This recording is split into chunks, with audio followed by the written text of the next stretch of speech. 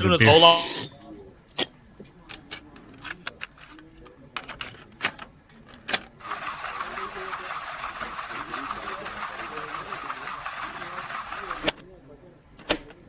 Have you seen that replay, buddy? All right, man, I'm done talking to you. You can't be done talking to me. You're right here facing me. I back. Trust me, I back. Damn it! 60 G's, baby! But I'm not impressed by your performance. It's normal. Come on, guys. It's normal.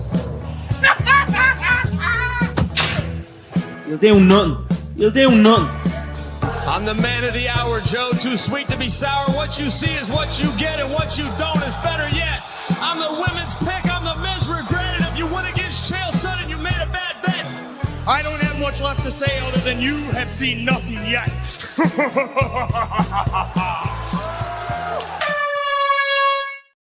What's up, Miss We Show fans? We show people them. We are back with another episode. Not just another episode this time. It's the 100th episode of Doen'T Shakedown. And joining me to do that today, I got my boys round here. I got Olin in the house, MMA normally. We got Elite Slap Sport, Aggie the Kraken. We got Kick him in the head. Yo, and we got S-Dogs MMA over there. We got Making the Walk in the house, Basement Jacks. We got him right now in the house. Salute to everybody that's locked in with us. Today is a special one, man. We've got the 100th episode today. And thank you to everybody that's locked in with us. So many episodes has gone by.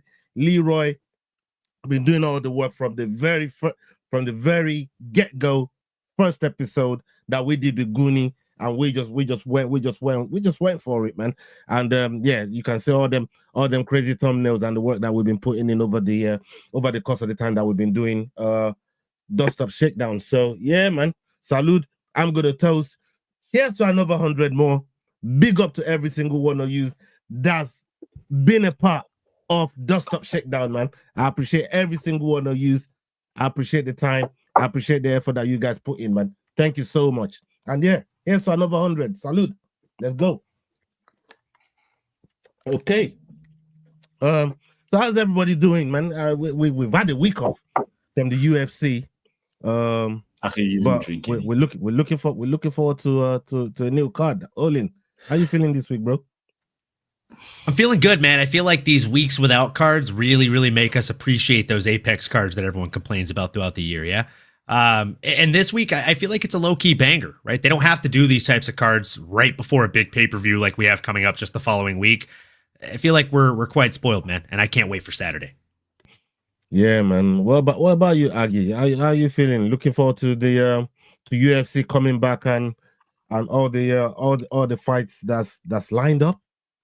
Hey man, like to be honest, man, this card is looking like it's like a main event. Like it's like a really pay-per-view card. So like Calvin Kattar, we got Derek Lewis, we got Stephen Wonderboy Thompson, man. Those are the legends. Those are the people that I would say kind of got me into the sport, and I'm looking forward to seeing them, man. Like I'm looking forward to seeing the Beast with his balls hot, and I'm looking forward to seeing him making sure that like he sleeps somewhere. Yeah, man. Yeah, he been threatening Aspinall as well, man. You know, I wish that was there. He'd be threatening Aspinall as well, man. Like, boy, I could knock you the fuck out. Hey, kick him in the head. How you doing, brother? You've had a good week. I've had a good week. Always looking forward to chopping up with you boys, and with this coming weekend, these weekends off, like Olin said, it's a bit of a gap.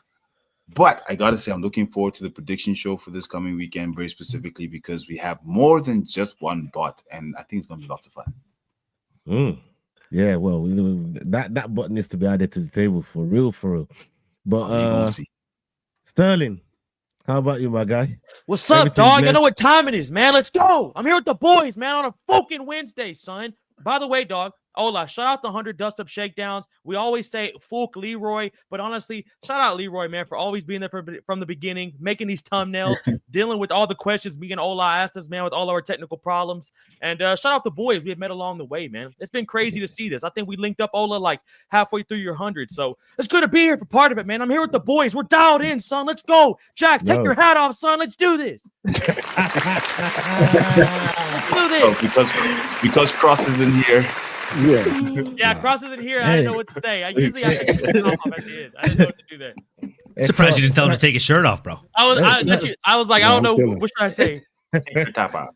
Take your top Stanley came attacking the hat, bro. You know what I mean? Like, I don't know. I'm sorry. Now, you know what I mean? Yeah, he wants one of the water burgers, man. That's what's going on, brother. Yeah. We know what's going on. Jax can go to Whataburger, brother, without spending $12,000.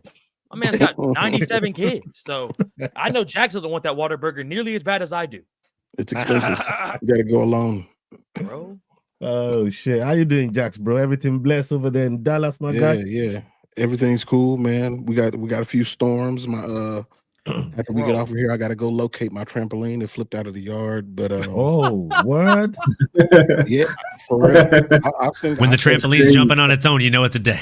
Oh my god, Jay. Yeah, that's we here. We good. I'm looking forward to the card. You know, my boy Max Griffin is on it.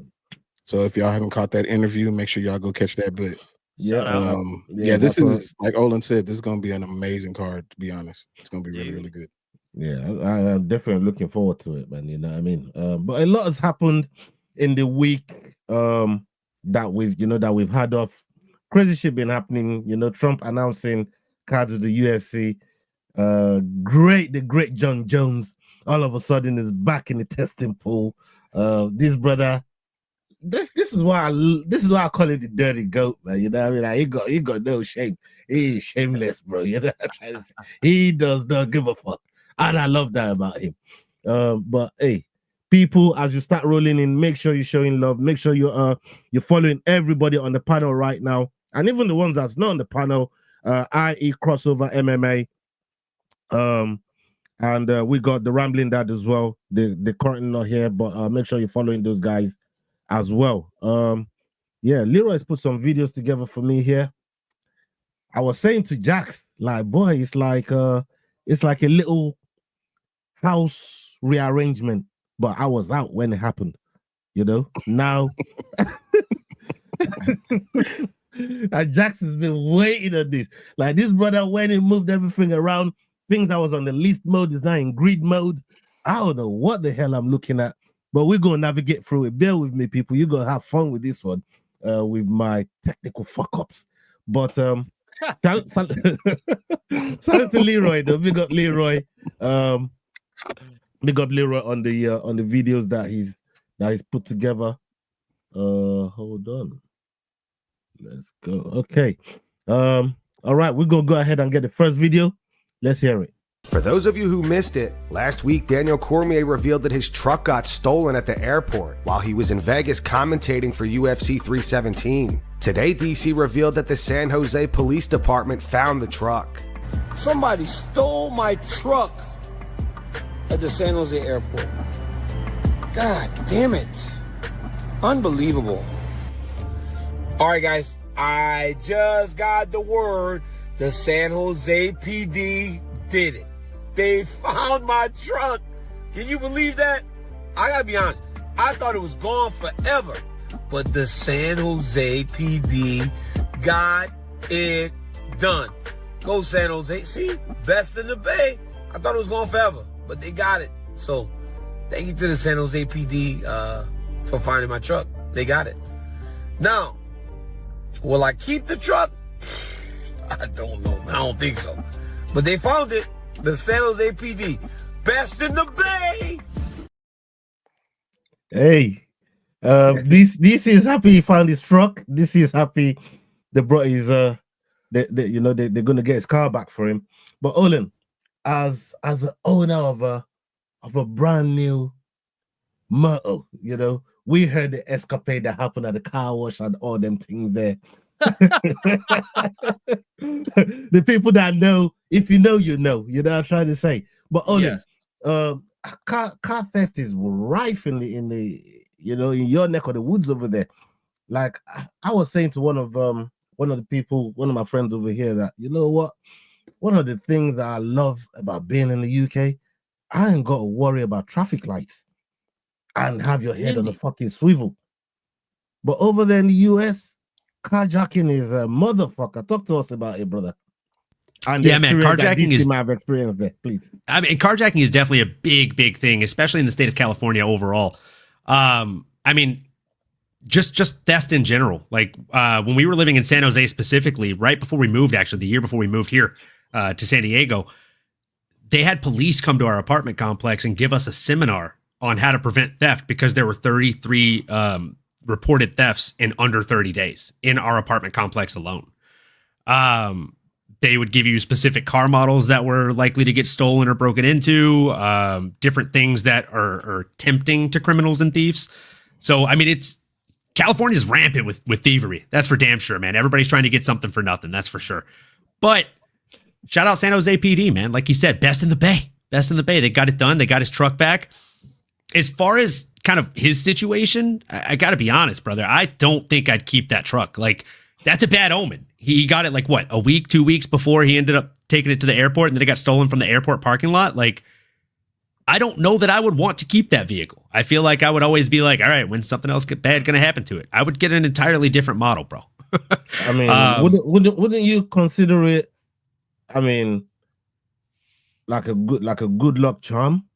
If it went and then it came back to you. They say if you love it, you set it free, and if it comes back to you, you're meant to be. Hola, my brother in Christ. If you were a Transformer, you'd be Optimus Prime right now, bro, because that is the most optimistic look on that situation I think you could possibly come up with. If it comes back, it's yours. I agree. I mean, yeah, I hear DC's looking to sell a truck. It sounds like you're looking to buy one. Hey, Kraken, let me come to you, Kraken.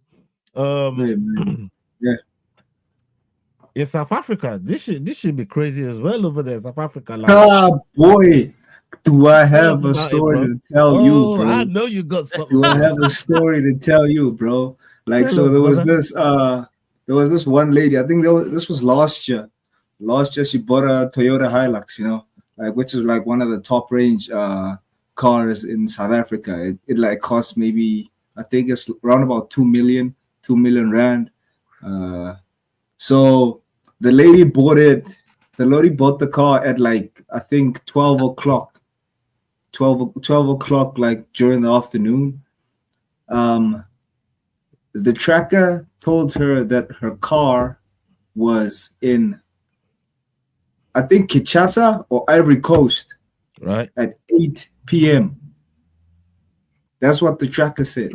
Like, cause like that's how fast these guys be with the cars, man. Like these border, like, cause I think personally, the guys who work with the tracking companies, they work with the criminals. They work with the criminals, right. And trust me, bro. Like, you do not want to own a Hilux. You don't want to own a Toyota, I would say, in South Africa, because those things go fast, man. And like the chop shops, man. Those guys work like pit crews. They work like pit crews. They steal your car in 30 minutes. You only find a shell, bro. Like, I don't know which you mean like the Piranha the car, like just Piranha the car? The car's just gone, bro. Like, you only get a shell, bro. Like, it's crazy, bro. In 30 minutes, bro. Like, these guys are skilled. Like, if they could work in like real auto shops, but like obviously auto shops don't pay that much, and like the Toyota Hiluxes and all those Golf GTR GTIs, those cars like really sell, bro. Like, they go fast because like the lights, like I would say the lights for a Golf 7 is like a salary for like a really, really important gig, like maybe like an IT technician, like just the lights, that's a month's salary. people need those lights because people steal them, you know. So it's like it's causing a chain. You see, so somebody's like lights get stolen, then somebody obviously needs lights, so somebody's gonna have to get like stolen lights to replace the stolen lights. You see, so it's like a chain. And South Africa is crazy, bro. I'm just thankful that I haven't suffered like one of those, but like trust me, South Africa is crazy.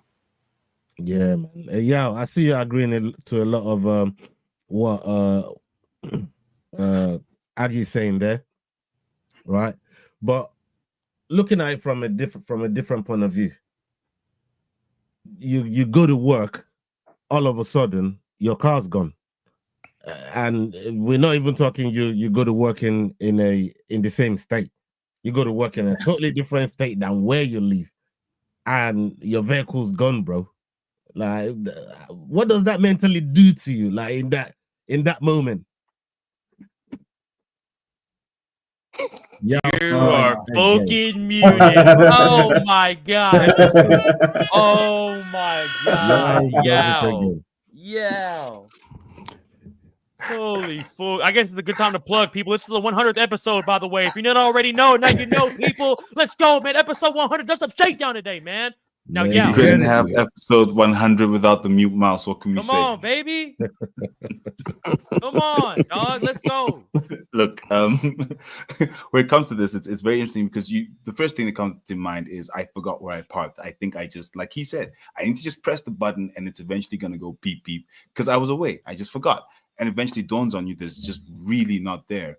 And I guess it's better when you're coming back from work than getting back and having to go to work, and then that messes up everything. Of course, now it means that you can't relax, but look, losing or having a car stolen is absolutely insane. And like Aki said, here it's absolutely rife. The one story was where they stopped it, but a few years ago, what they would do is during church at like mass congregations, they'd break into your car and take whatever's there. So you'd all come out of church and you'd be like, what just happened? Dang. So yeah. You gotta go pray to get it back.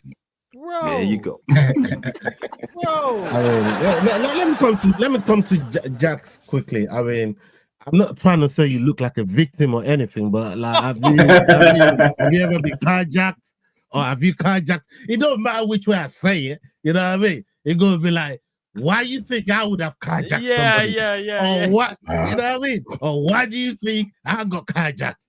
Well, I mean, lend us a story if you've experienced any of those or know somebody that's been through something like that, brother. Yeah. So I don't know how you picked that out, but yeah. I was riding with one of my homeboys.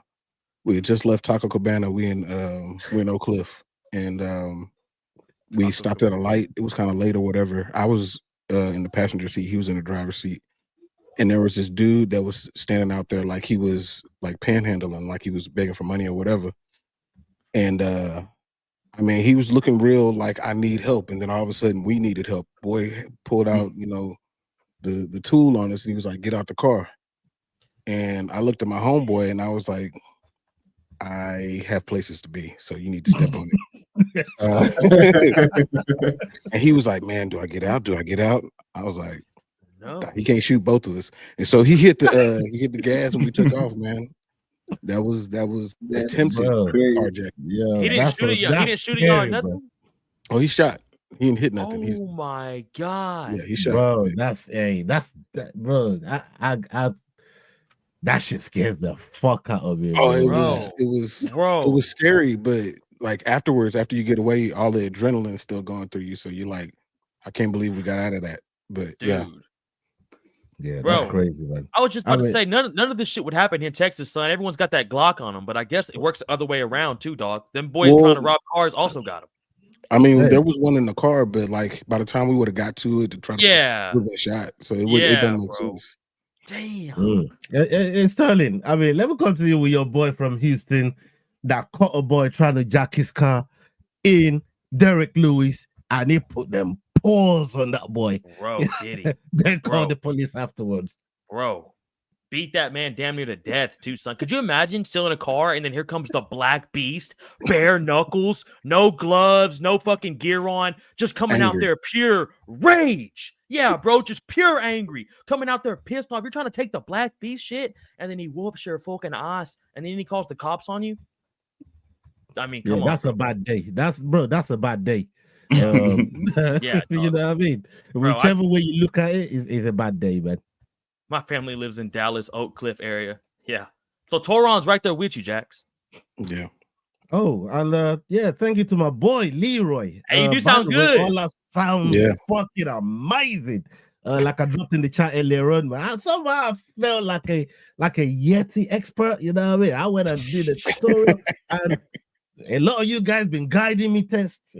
Only be sending me photos on how to stand this shit and talking to this shit. You know what I mean? So thank you very much, Leroy, Olin, McDane, all of you that made it happen, man. Big up on the I literally propped my phone up on the side of the desk and took a time picture so he could see where I'm positioning my mouth to mic, and then took a picture of all my settings and sent it to him after the last show.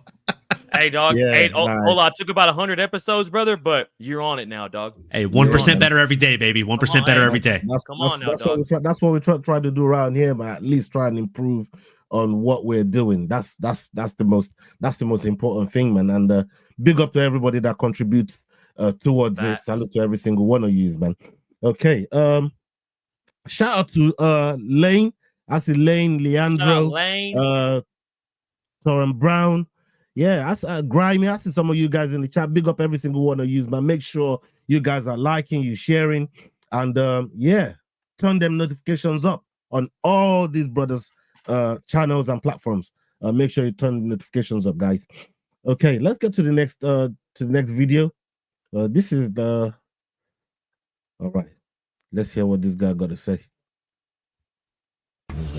Paddy Pimblett believes Max Holloway will come out on top in his trilogy fight against Dustin Poirier at UFC 318. Although Dustin has already beaten Max twice, Paddy thinks things will play out differently this time and is backing Holloway to get the win. Paddy said it would be heavy for Holloway if there's two different fighters who have beat him 3 times. I've seen him say something like, he took a lot from me, he gave me my first loss, and he took away my win streak, so I'm going to take his retirement fight. I think Holloway's motivated. I can see Holloway winning, to be honest. Don't know why. I think it's just one of them. Dustin's fighting in his hometown, his last fight. Everyone expects him to win. The pressure. I think he might win. You might think it's a bit more favorable because he beat him twice, though. I'm gonna come back around to you, Olin, because I know you hold Dustin Poirier very high in your esteem. So I'll come to Kraken. Kraken, you look at that fight, Dustin Poirier, Max Holloway. It's a big fight anyway, regardless of whether they got BMF on it or they got nothing on it. That's still a fight. Every fan wants to see. Every fight wants to see. But what are you making of that fight? Where will it be won and lost? Personally, I think Max by whatever he wants, man. Like Max by whatever he wants. Because personally, Max, like he said, he's been hungry. You know, he's been hungry. Yes, obviously he's looking to avenge his KO loss to Topuria, and like it just shows the level of competition also that Max has been on. You know, like after the 300 performance, bro, like I was literally screaming in my girlfriend's room, like waking her up at like 6 a.m. just like what the fuck, you know, and that just shows that like Max has leveled up. You know, he obviously he wasn't like on par when it was facing Topuria, but like obviously Topuria is a whole nother beast. But like let's just say this, man, like I think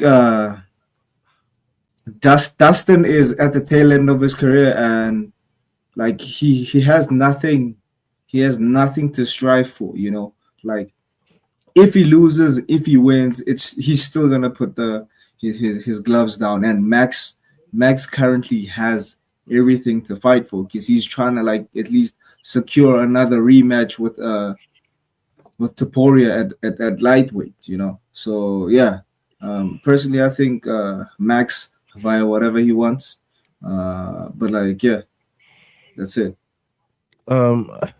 Jax, when you look at this fight,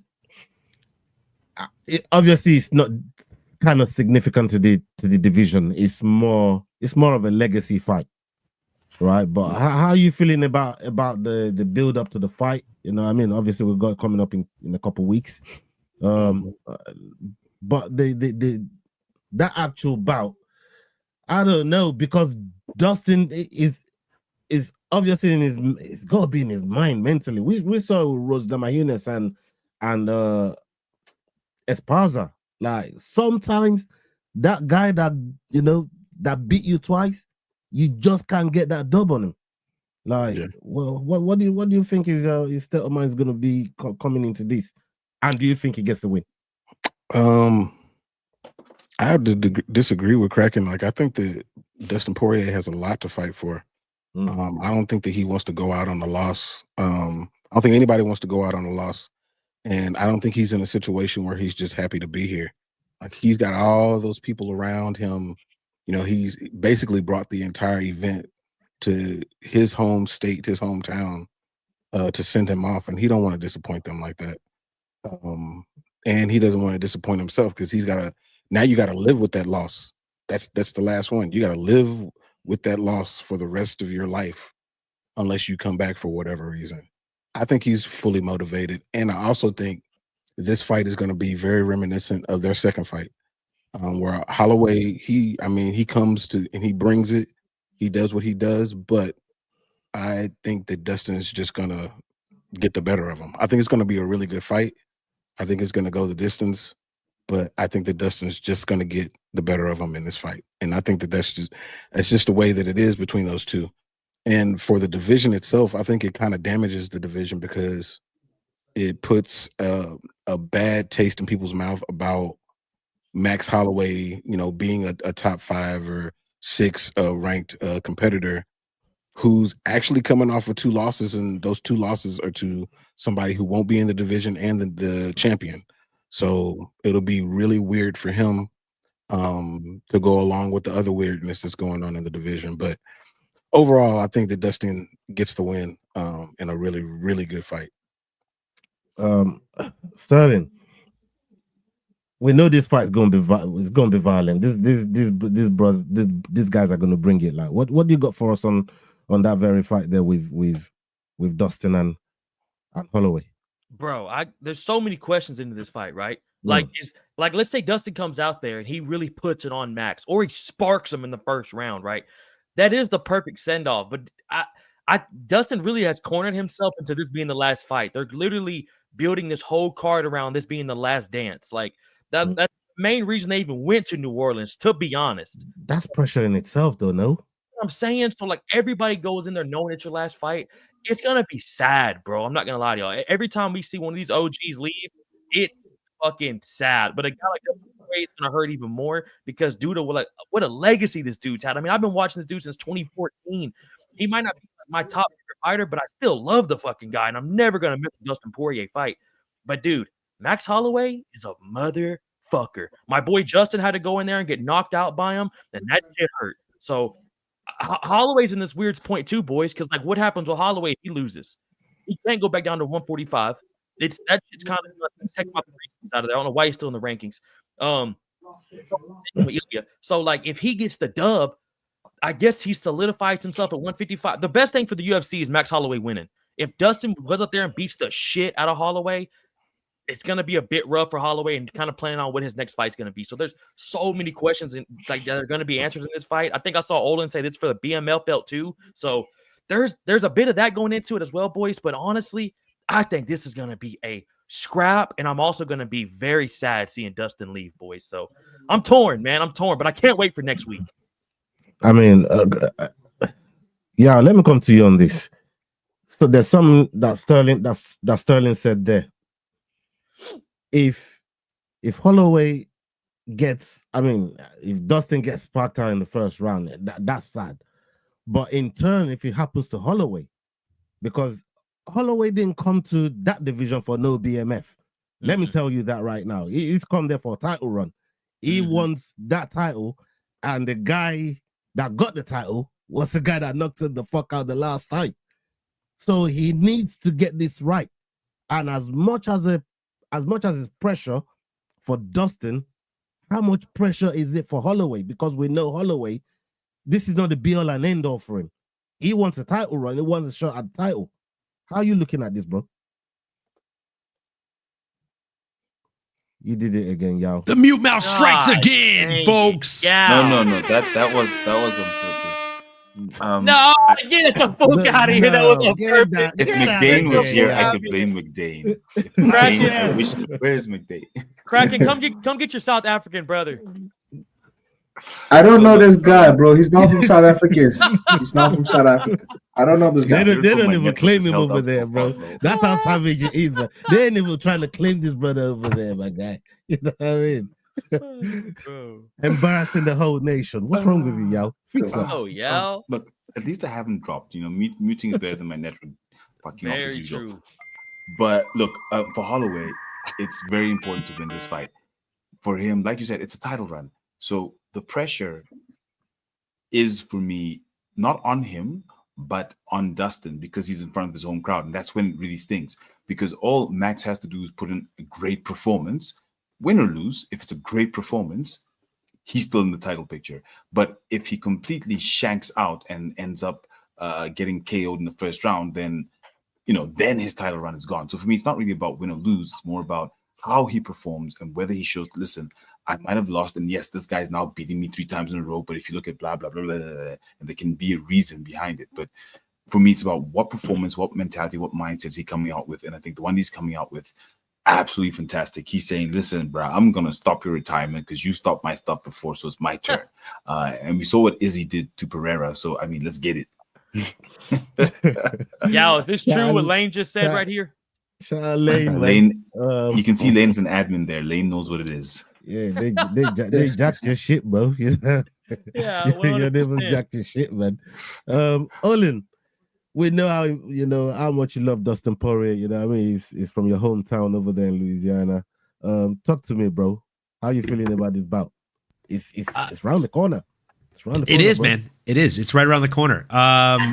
We're gonna be watching it at the significant other's brother's house. He's gonna be hosting. I'd be lying if I told you I haven't checked ticket prices every day in the last 3 days to decide whether or not I'm just going to fly there and go. They have been dropping, so that might end up happening. But I got to completely disagree with Kraken here and ride the coattails of Jax on this one. I think Dustin has grown so much in between their first fight to their second fight, it showed. And in between their second fight to now, again, Dustin has grown even more. And I'm going to disagree with what most of you guys said in the fact that this is a retirement fight. I know it is technically his retirement fight, but mark my words. If and when Dustin Poirier wins, if there's even a shadow of a chance that he gets to fight Ilia Topuria for the belt next, he's not going to retire. He's going to try and be the first man in the UFC to unify the BMF and World Championship belts. Dude, that'd be such a fun fight. Oh my! That'd be an incredible fight. It'd be the two best boxers in the UFC currently, possibly of all time, going against one another. And what would probably end up being a stand-up bout. Yeah, it would give Ilia a lot of motivation, bro. It'd be a whole. Nobody's even bringing that So up for Dustin not being like for the conversation of Dustin not being motivated, I think that's hogwash. I'll be completely honest with you. I think there's a ton of motivation. He's fighting for the first time since the Fightville days back in like 2010 in his hometown, in his home state. Mm-hmm. All of his friends and family that have not ever gotten to watch him fight in the UFC are going to be there. Whether in the arena, they'll be right outside the arena, if not, waiting to congratulate him on a win. That is the most motivation he probably has ever had in his UFC career. It might be more motivation than flying across to another country to fight the most dominant champion in the world in fighting Khabib in Abu Dhabi, right? Like, that's a terrifying situation. This is a motivational situation. For me, I'm going out there ready to die and ready to kill more so. And he's already beat this guy twice. History has a weird way of repeating itself, guys. He is right? In a weird spot, huh? Like, if he comes up there and gets the job done against Max, everyone's like, well, you mean you went 3-0? But it's like, yeah, against Max fucking Holloway, though. And watch all those fights. They're fucking wars. They're crazy. And again, I'm telling you, if he goes out here and does what I think he's going to do, I think he's going to get it done inside of 3 rounds. I think he's going to finish Max. We've seen Max finally get finished. As Leroy pointed out, the chin has been cracked. Like the analogy I always go back to is the jaw, the chin. It's like a milk carton. Every time you eat a hard shot, it's like you forgot that milk carton on the counter for an hour. You just took some time off that expiration date, kid. And Max has been in wars, bro. Multiple fights where he's landed and absorbed the most significant strikes in a featherweight fight. I mean, Dustin got that mileage too, brother. You know what Absolutely, I mean? absolutely. But the difference is Dustin Poirier has become a lot more defensively sound. Max is, we've seen, like especially in the Justin Gaethje fight, he's willing to run into the fire, even at the risk of being burned, if it means burning his opponent too. Dustin Poirier, he'll get his hands up and roll with shots like old school Diaz style when he's eating those hard shots. Even if there's one that looks like it turns his face, he's rolling his face with that shot oftentimes before it connects. That takes a lot of steam off of it. Like Sterling, I know you can speak to this because you spar oftentimes. Like if you roll your head with those shots, it looks bad. Don't get me wrong. Like when you see that on TV, and especially when we get the mic'd up version, you're like, ooh, that shit landed. But he's also rolling with it too. So it's taken a lot of that steam and heat off that. Max has a God-given gift to just eat those like peanut butter and jelly sandwiches, bro. And he utilizes it maybe too often. And if he does that in there against Dustin Poirier, the way Dustin's been fighting lately, I think he's going to get knocked out, man. Yeah, you know what? There's something cracking. Before I go to the next topic here, there's something that Olin said there that I was starting to think of a whole different scenario around here right now because people forgot a little bit. So I'm gonna rewind people on this one. When Max first won the BMF, and Ilia was still climbing up the rankings, and he wanted that shot there with Max, and say, "Yo, let's do that fight and put your belt on the line. I want a shot at that BMF belt," because I think whoever comes out on top, I think Ilia wants to be, because we've not really seen a BMF champ unify that chance with an undisputed belt. We've not seen it. Masvidal tried. It didn't work. I ain't never put it on the line. You know what I mean? So we've not really seen a situation where Ilia could be the first guy to do it, which is crazy considering he was begging Max, and Max wouldn't give him the grace at the time. I says, no, bro. You know what I mean? Like, you're begging it now, but it looks like he's not got the undisputed title at 155, and Max is over there at least trying to use this Dustin fight to propel him towards the title fight. Make no mistake, I'm sure that's what Max and his camp and his team are thinking. So, I mean, anyone of you can jump in on this. Like, what's that going to look like? Say Max goes through and gets it done against Holloway. Ilia definitely wants to unify the belt, and you'll probably see Max as a easy victim to get that belt against. What do you guys think? Anyone who use can go. I mean, that's a fun idea, dude. Like, if Max wins and gets retains the BMF belt, I believe that makes him the first person to defend the BMF belt. Correct? Yeah, it would be. Yeah, he'd be the first person to actually defend the BMF belt ever. And then imagine he goes up and challenges Ilia for the world title. Like, I mean, the promo writes itself, man. There's a storyline there. Hey, let's not forget who made the BMF belt. Shout out Nate Diaz. Let's never forget though, boys. Without Nathan Diaz, this fucking BMF belt, it's not even a fucking tang. So let's give the fucking respect it deserves to the West Coast gangster, the real one, Nate fucking Diaz. And shout out to all these other dudes are fucking pussies. They're just trying to fucking imitate Nate. Yeah, man. Fucking Nate. Hey, I want to give a big shout out to what you guys been doing over there on Crosswalk as well, bro. Like, shout out that show hits, man. You know what I mean? So salute to the work you and Crossover be doing over there. You guys, the way you bring the topics together. Yeah, man, it's fantastic. Man. Appreciate that, man. Yeah, man. So people, make sure you're going to check it out on these brothers' platform. Making the Walk, Crossover MMA, Crosswalk. They got that shit going every week, man. So make sure you're tuning in. Right, we got another video here from Leroy. Let's go ahead and play, and I'm going to come to Jax on this video. Let's go. Over the weekend, Jon Jones announced that he has re-entered the UFC's testing pool. He has since posted footage of him getting back in the gym. Oh, boy.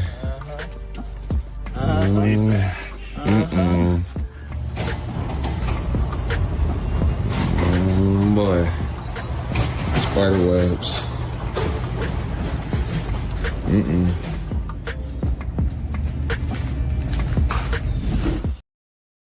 Damn. This dude wasn't even planning on fighting Tom, bro. My bad, Jax. I didn't mean to take it, but like, damn. Jack. Yeah. Bro, what you make of the whole? Because I've not heard it from you, like, you know what I mean, your thoughts on Jon Jones retiring the way he did and Dana having to be the guy to announce it, talking like that he got a text from Jon Jones, and all of a sudden we're hearing Jon Jones is back in the testing pool and now he's back in the gym. Like, this is the quickest retirement in nature, no? Bro, you know, he makes it very, very hard to support him. I'll tell you that. Bro. I mean, But somehow, like love, Jax, or not Jax, but Crossover finds a way to still support that man. I mean, this is something that came up when we were Tuesday when we were on Crosswalk, but like, it's just difficult, man, because, you know, I've been a Jon Jones fan, you know, since the jump, and giving him so many benefit of the doubt and all that.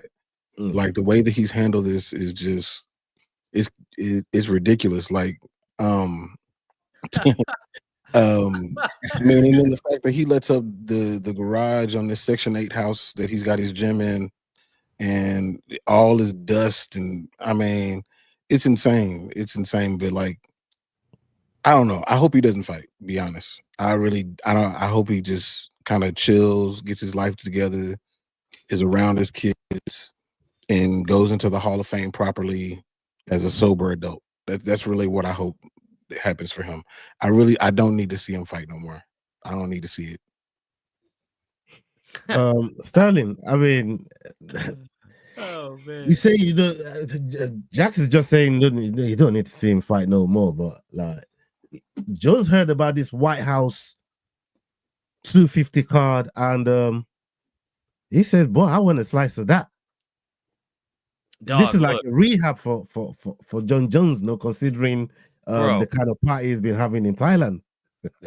Bro, so like, everybody wants to shit on McGregor and Jones, right? And I totally fucking get it. It's even hard for your boy to defend Jones after seeing the spider webs on the fucking thing. It just lets me know, like, this man wasn't even training the last year and a half. I feel like I just got played. You know, I feel like a girl was gonna tell me eventually we're gonna go out, and I took her on dates for a year and a half, and I got nothing out of it. That's what I feel like right now. I feel a bit played.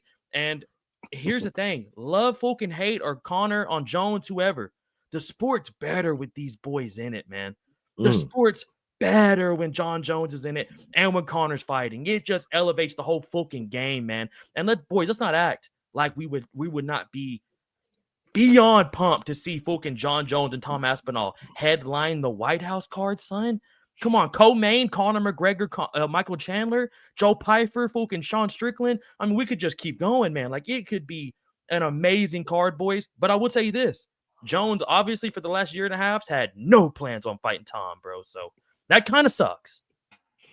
Well, what's your feeling on this Jon Jones topic here, Yao? We know you're a lawyer.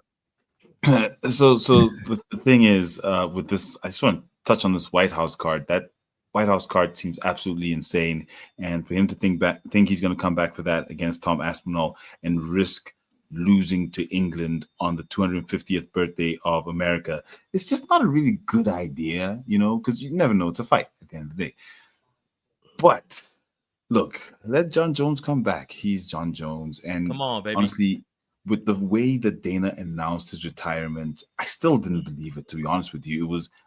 It doesn't work like that. We know it doesn't work like that. It's never worked like that. So for all we know, this is still them trying to get more money. We don't know. We don't know what's really happening. Because Jon Jones we don't even know if that's where he usually trains. He could have just gone to some random ass gym that was close to wherever he was, because he's been fucking around in Thailand. That's a good Unfortunately, I just really I don't know. I hear what Jax is saying. I don't disagree. I do hope that he carries himself into the Hall of Fame as an adult, definitely. But hey, I'm still here for all the fanfare and nonsense. I mean, we're still here talking about him. This entire year, every single show, we've talked about him. Yeah. Last year, every single show, we talked about Conor. So the point is, whatever he's doing, we're still talking, and that's what gets the money. I don't know if he's really gonna fight.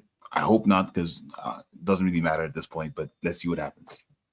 I mean, Olin, are you still interested in that fight if it gets put together? Because Aspinall is publicly come out and said it. You know, I don't care who I fight. They put them in front of me, I fight them. That's he just wants to fight. Even Jones. And I think if they put Jones in front of him, I don't think he'll make Jones wait the way Jones made him wait. If you know what I'm talking about. 100%. Tom is ready to fight. Like Tom is literally entering his fight prime right now, and Jones has already taken 12, 13, 14 months of shelf life off of his prime just by literally making him sit on the shelf. It's not fair to Tom. It's not fair to the fans. And I got to agree with Lazy Bet here when he says I got to disagree. I don't need my weekly MMA news cycle dominated by fighters who have no intention of competing regularly. That's just eating up a spot on the card for the hungry, the young talent. I completely agree with this. Like Conor McGregor, keep tweeting, right? Jon Jones, keep doing coke in Thailand or whatever it is that you've been doing for the last 12 to 13 months, brother. Like wrestling with Russians in swimming pools, in very awkward situations. Lady boys. Either way, like I don't need Jon Jones to ever come back. I think as a fighter, as a champion, and as a component of the UFC, much like Conor McGregor, he did make the sport better when he was competing regularly. He served his purpose, just like Conor McGregor. I was talking about the milk carton being an exaggerated kind of a analogy towards the jawline. Brother, if a career is a milk carton, theirs expired years ago, brother. So they should just exit and like, you got to pour that clumpy milk out and just throw it away. It's done. Conor's never going to come back. And even if he does, he's never going to win a fight. And if Jon Jones comes back, he's not going to come back against Tom Aspinall unless, mark my words, Tom Aspinall fights at least 2 to 3 more times before that takes place. As it stands, there's 6 minutes of octagon time of tape to actually learn from on Tom Aspinall. Oh, and by the way, every 1 minute of it, he improves significantly because it's a different fight. Jon doesn't want to fight him because he doesn't see any holes. Jon's made a career out of this. It's the same reason he made Alexander Gustafsson wait how many years for the rematch? Gustafsson put that man on a stretcher. He made him wait 6 years and 3 losses for a rematch. And then in the first 30 seconds, he gets into a clinch and he yanks his shoulder out of socket so the boxing is not an issue for him. Smart. He chooses fights that he can systematically win. I hate the guy, but he's fucking smart, man. He's really smart. The issue and the reason that I've kind of turned off of being a fan of him is at some point throughout his career, he changed from being a fighter to being a businessman. And it shows. And right now, Tom Aspinall, he's in that fighter phase. That's why you just said it. You put someone in front of him, he's ready. They need to just make either the Cyril Gana fight or the Volkov fight, in my humble opinion. Or Derek Lewis. Or Derek Lewis. If Derek Lewis comes out with an emphatic win this weekend, why not? Come on, baby. Come on. Yeah, Jon Jones, Derek Lewis. You mentioned something about him turning into a businessman. I mean, is that not a good thing? Like once you start to approach, you know, the stardom and the elevation that Jon Jones was moving at that time, like isn't it a good thing to have your business mind on as well as, you know, being a good fighter? He still ain't lost a damn fight, so you know. I mean, you're not wrong. Like you do have to become like adapt into a businessman at some point. But again, I forget which man said it. I believe it was either Mike Tyson or Roy Jones Jr. But they said like back when we were fighting, this world was completely full of fighters. Now it's full of businessmen. And that's why fights take so long to happen. And it's a fact. Like, I think you have to find and toe that line. And I think Jon Jones has almost abandoned the fighter aspect of his life. If he hadn't, he wouldn't have sat on the shelf willingly for 3 years to bulk up to heavyweight. He would have taken fights and gotten through it. Like Jailton Almeida, when he first started at heavyweight, was what, 220?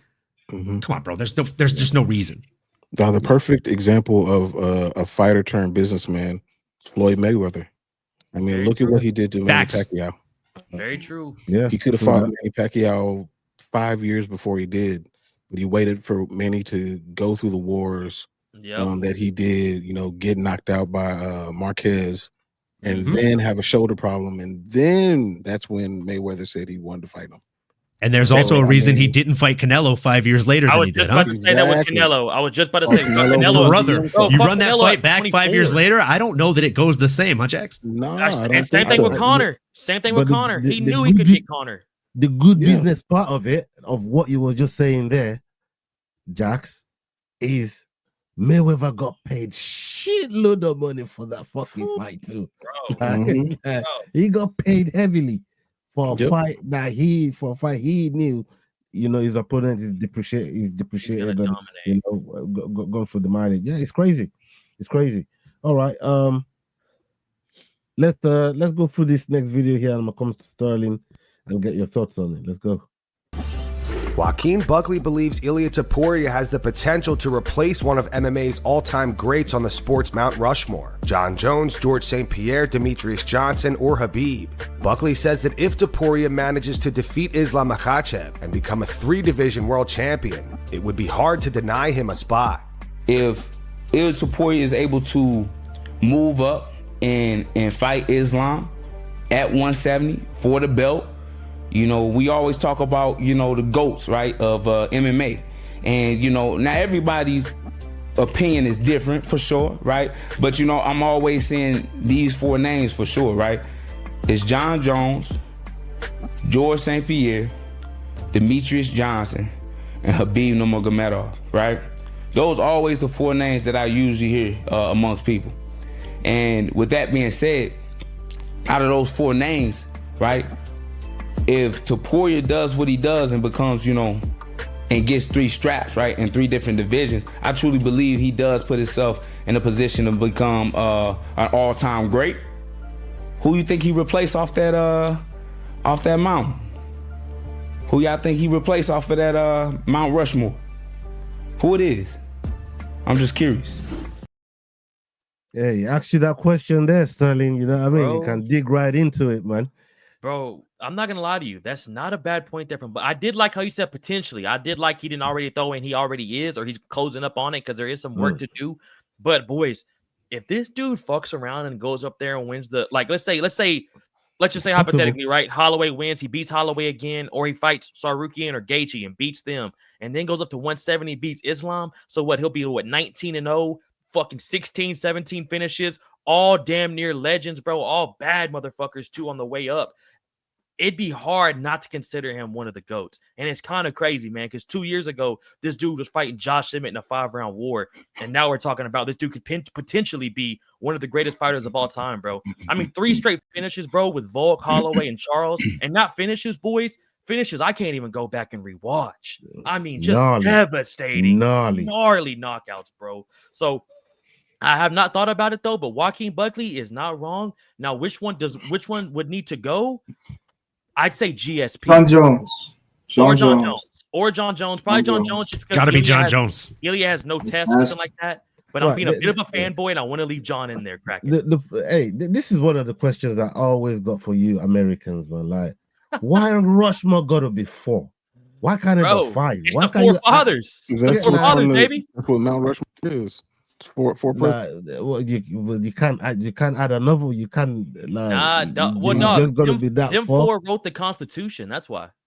Oh, those 4 didn't write the Constitution. But... Damn it, Jack! I thought I had something right there. You had me there, Sully. You had me there. Bro. I'm so happy Jax kicked you off that stool, because the confidence in which you said that with, I was like, man, I don't know if someone's gonna break that to him. Bro, he had me there for a second. I was thinking, Sully, those were the founding fathers, you guys. Bro, 4 score and 4 mountain heads ago. I was thinking, oh shit, Sully's dropping some gems over here. I felt like I was, man. Teddy Roosevelt is on there. He would have been 100 years too late. Oh my God. Nah, dude. Nah. He's a time traveler. Get out of here, Sterling, bro. Get out of here, Sterling. Bro, that's all me, man. Jax, how you gonna hit this man with facts like that? Don't do that to me. I know, Jax. You could just set the background. It's only Wednesday, bro. Come on, dog. It's a Wednesday afternoon.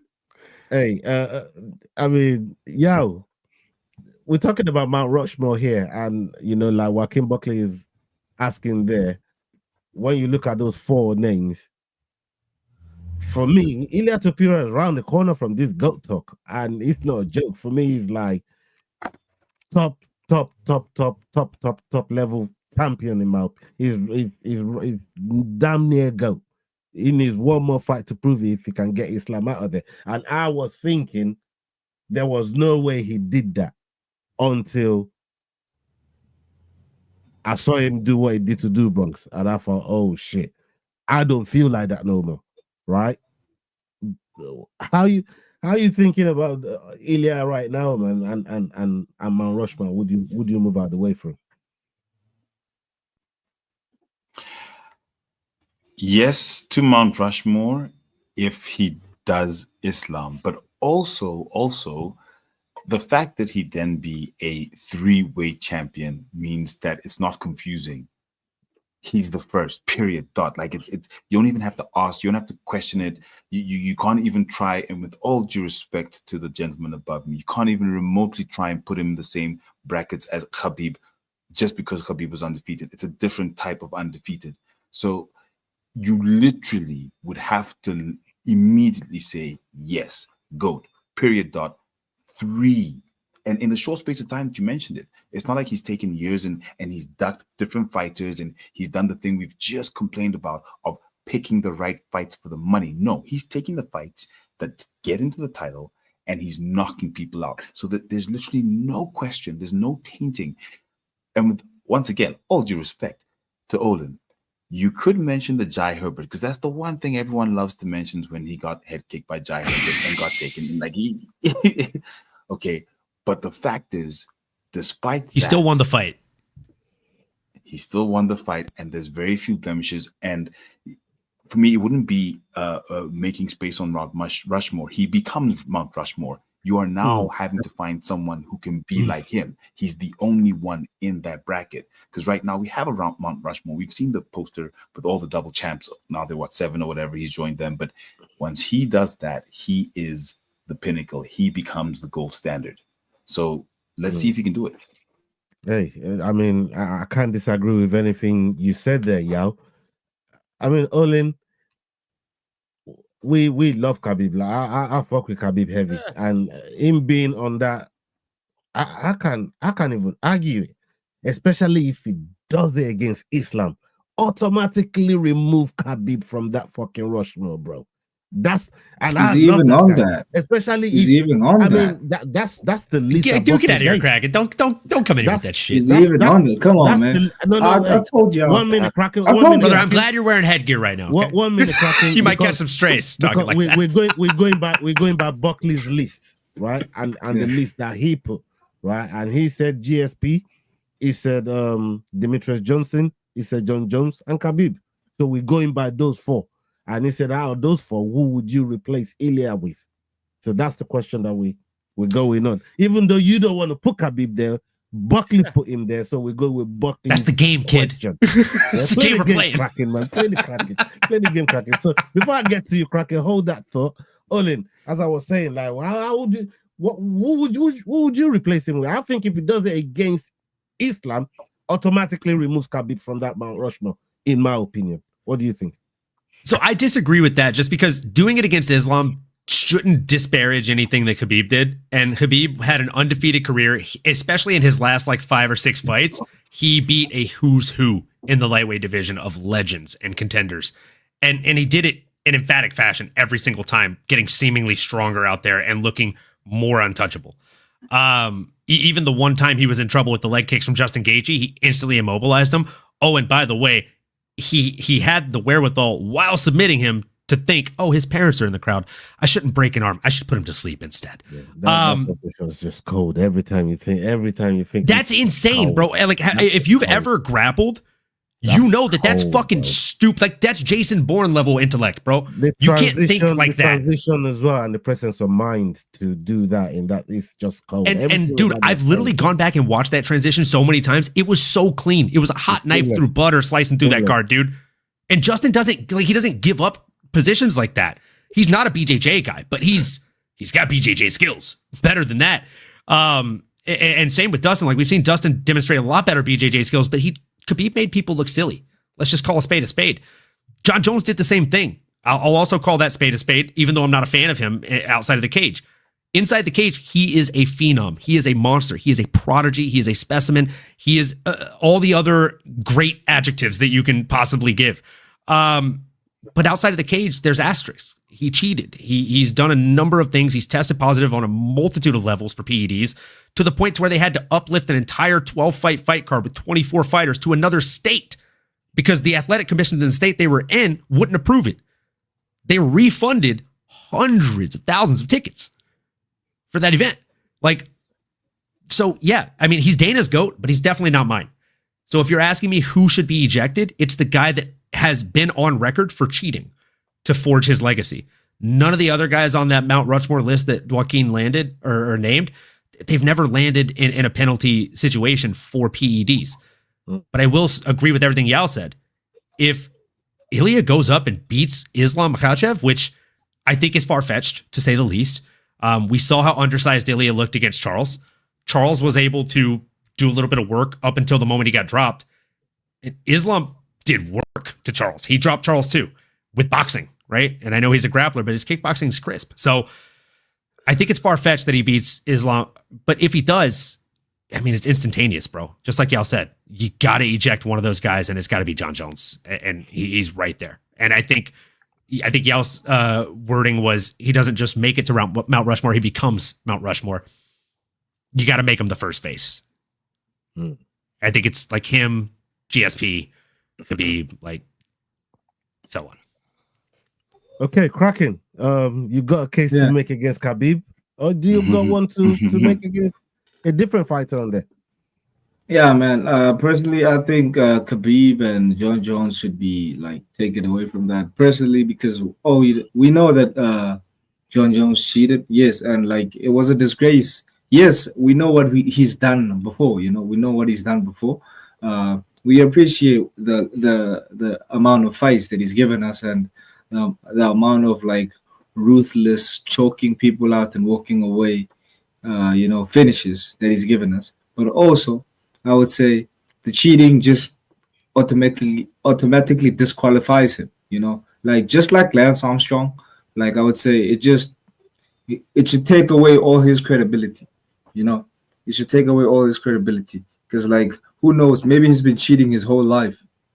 Maybe he's been cheating his whole life, because like even maybe in amateurs, even in amateurs. But then also on the Khabib front, man, I told you, bro, Khabib's dad had a promotion, and he was building up Khabib's record.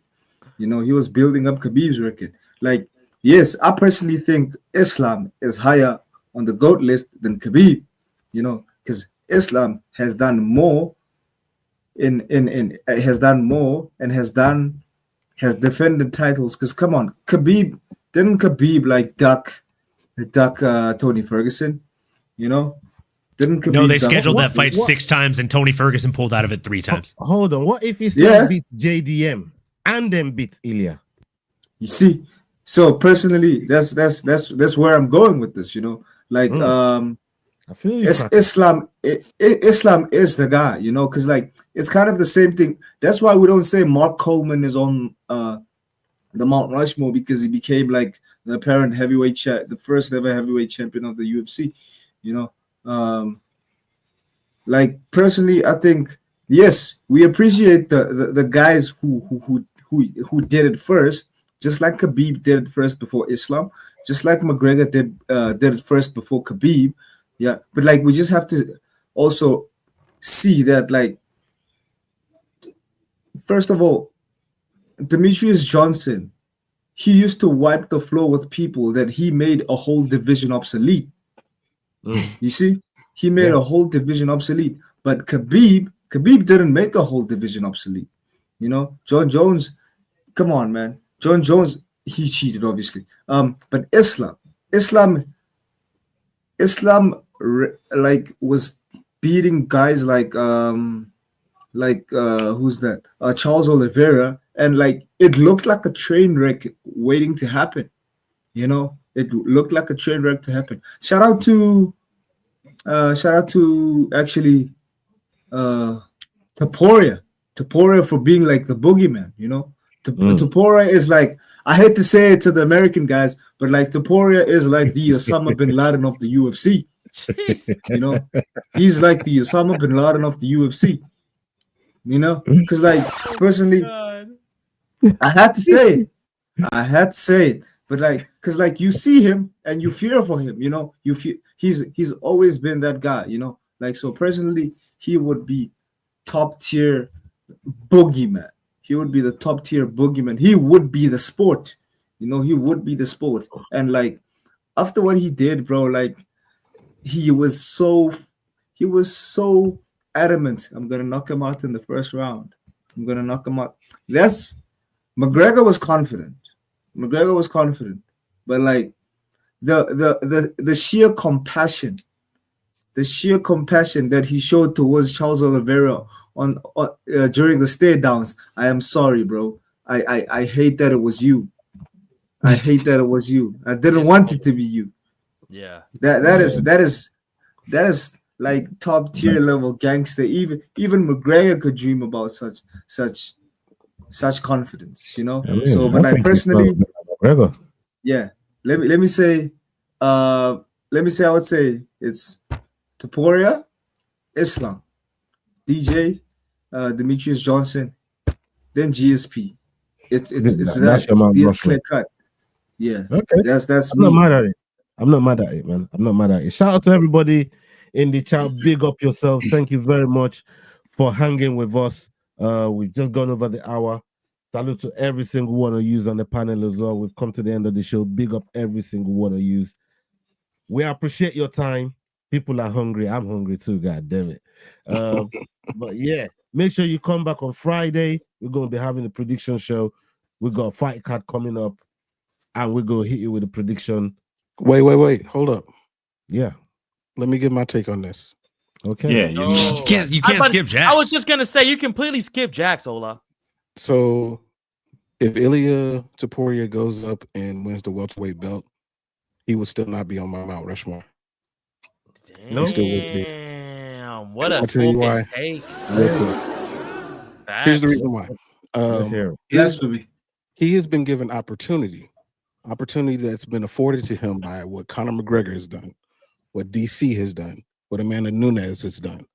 Those opportunities were not given to others. So I can't give him that type of reverence based on the opportunity that wasn't given to others. So if he goes up and beats, he did what he did against Charles. Did he fight anybody else in the division outside of Jai Herbert, who he got hurt against? No, he hasn't. How many times has he defended a belt? Once. Sure, it was against somebody great, but it was only once. And if he goes up again to fight somebody else, he will again not defend the belt and been given an opportunity that nobody else has gotten. I can't give you Mount Rushmore based on that. Those names that you mentioned, or that Buckley mentioned, Jon Jones, sure, he's got all the cheating, yada, yada, yada. Did he defend the belt? Did he win those championship fights? He did. GSP, did he win the belt, lose the belt, get the belt back and defend it, go up again and win the belt? He sure did. Anderson Silva, who was not mentioned, has he defended the belt? Only to be had the belt defended more by the other guy, Demetrius Johnson. Has Amanda defended the belt in multiple divisions? No, I can't give you Mount Rushmore based on the opportunity that. These are facts. I mean, it's cool. I mean, These what are he's facts. doing is amazing. I understand. Because last year we were saying the same thing about Alex Pereira. You make a great point, brother. So Damn, no, that's a I great can't point. do that. You're not on the Mount Rushmore. You got to do more. Hey, I think me and you had this Jackson conversation was doing about with Alex the Pereira fucking a while back. facts, brother. It's facts, bro. You're spitting absolute facts, Jackson. To Jackson's point, it is kind of crazy. I mean, he's like, if you think of the names that Ilia's fought, it's been Yusuf, Damon Jackson, Ryan Hall, Jai Herbert, Bryce Mitchell, Josh Emmett, Volk, Holloway, and Oliveira.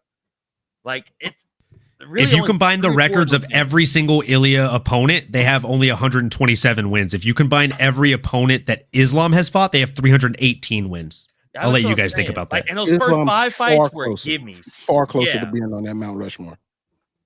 I think, like Jack says, technically it then means he's been handpicking his fights. As much as it's only title fights, if you're not defending, you're handpicking, which then can't really count you in. That's fair. About who, John? No, about Ilia. No, about Ilia. Oh, And like going back, like Kraken was saying that like Khabib may have had a padded record. Again, if you combine all the wins of Khabib's opponents, 443, which is 100 more than the closest to the other two names I just listed. So I think he's pretty firm on that fucking mountain. And again, to Jackson's point, I think Islam's a lot closer. The hill. That could mean he's fighting people who are over the hill. Not necessarily that he's fighting the best fighters. Not necessarily, because when he fought them, they had a combined win record of 282. So they've racked up over 200 more wins since then. I already did that math. I thought you'd come at me with that, brother. Come on, baby. Trying to get early with numbers, you lose before you started, man. Like we're only 2 weeks into the quarter. My brain's still here right now, baby. I ain't trying to play that game with Erling, man. You know what I mean? That's great. That's crazy. That's a good point there about Jack stuff, man. We really are kind of riding the hype wave of Ilia a little bit too heavy right now because we were saying the same shit about Pereira and nobody even talks about him. Andrew. Did you see Andrew's comment right now? Ilia's UFC's pet project. I get it. I get it. Yeah. And it's an amazing start. But before we start putting his face in stone, I need you to do more work. That's it.